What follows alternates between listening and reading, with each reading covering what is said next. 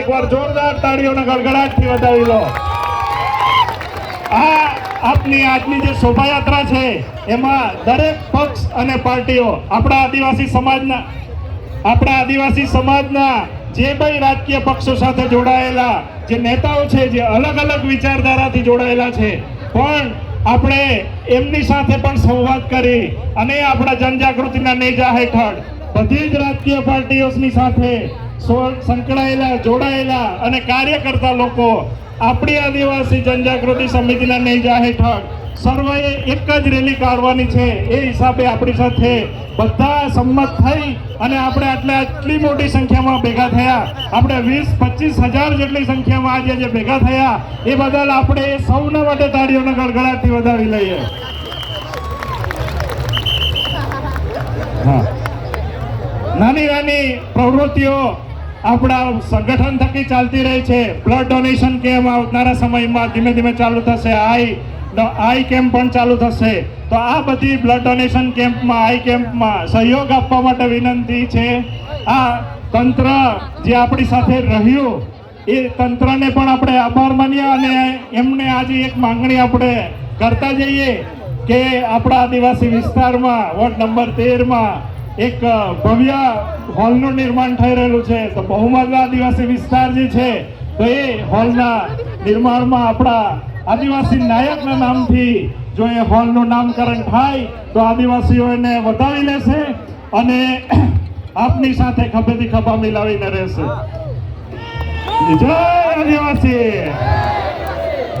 આપણું સંગઠન અને આપણી એકતા એ જ આપણી બધી સમસ્યાઓનું સમાધાન છે। એ આપણે આ તબક્કે સમજી લેવાની જરૂર છે। જો આપણે સામાજિક રીતે, રાજકીય રીતે એક રહેશું તો સમસ્યાઓ આપણી નજીક આજુબાજુ પણ ફરકશે નહીં, પણ જો આપણે છૂટા રહીશું તો સમસ્યાઓ આપણને ફરતેથી ઘેરી વળશે। એટલા માટે આ શોભાયાત્રાના માધ્યમથી આપણે કહેવા માંગુ છું કે આજે આપણે જે રીતે એક રહ્યા એ જ રીતે ભવિષ્યમાં પણ જે બી કોઈક આયોજન થાય એમાં આપણે એક થઈને અને એક રહીને કામ કરીએ।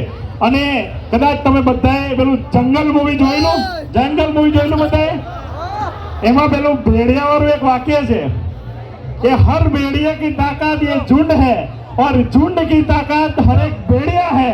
એવી જ રીતે આપણા સંગઠનની તાકાત આપણા દરેક વ્યક્તિ છે અને દરેક વ્યક્તિની તાકાત આ સમાજ અને સંગઠન છે। તો આપણે સમાજના સંગઠનને અને સમાજને મોટો બનાવીએ। સમાજના સંગઠન અને સમાજથી આપણે મોટા બનવા જઈએ ને તો આપણે પૂરા થઈ જઈએ અને સમાજ નાનો થઈ જાય। એટલા માટે આપણે સમાજને અને સંગઠનને મોટું બનાવી અને આગળ વધીએ અને એક થઈને આગળ વધીએ એવી જ મારી આજે સૌને મારી પ્રાર્થના છે। અને એ સાથે હું આજની મારો વિરામ આપું છું અને એક કૃતિ અહીં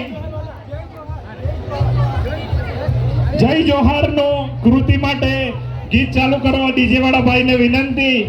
ત્યાર પછી આપણે આગળ વધીશું અને આપણા પ્રશ્નોના માટે 13મી સપ્ટેમ્બર એક આદિવાસી અધિકાર દિવસ આવી રહેલો છે। ત્યારે આપણે આદિવાસી અધિકાર દિવસે આદિવાસીઓના અધિકાર, હક અને એની લડાઈ અને આગળના કાર્યો કેવી રીતે કરવા